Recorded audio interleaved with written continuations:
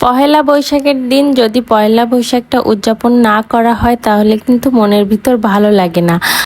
প্রতিবারই পালন করা হয় ঘরোয়াভাবে। আর যখন স্কুল কলেজে পড়তাম তখন তো কথাই ছিল না, তখনকার মজাটাই আলাদা ছিল। যখন কলেজে পড়তাম সেই খুব সকালে উঠে যেমন খুশি তেমন সেজেই আমরা কলেজে চলে যেতাম এক একজন। এই মজার দিনগুলো আসলে অনেক বেশি মিস করি। তারপরেও এখানে কিন্তু খুলনায় মডার্ন ডান্স একাডেমি সুন্দর একটা আয়োজন করেছিল। তারা এই যে শোভাযাত্রা র্যালিরও আয়োজন করেছিল। আমরা এই র্যালিতে অংশগ্রহণ করেছিলাম। আর এই সামনে কিন্তু যেমন খুশি তেমন সাজের অনেক থিম ছিল। জেলে ছিল, কৃষক ছিল, এই যে কৃষক ধান কেটে বা বাড়ি যাচ্ছে, নতুন বরকনে ছিল, বেদে ছিল, বাউল ছিল।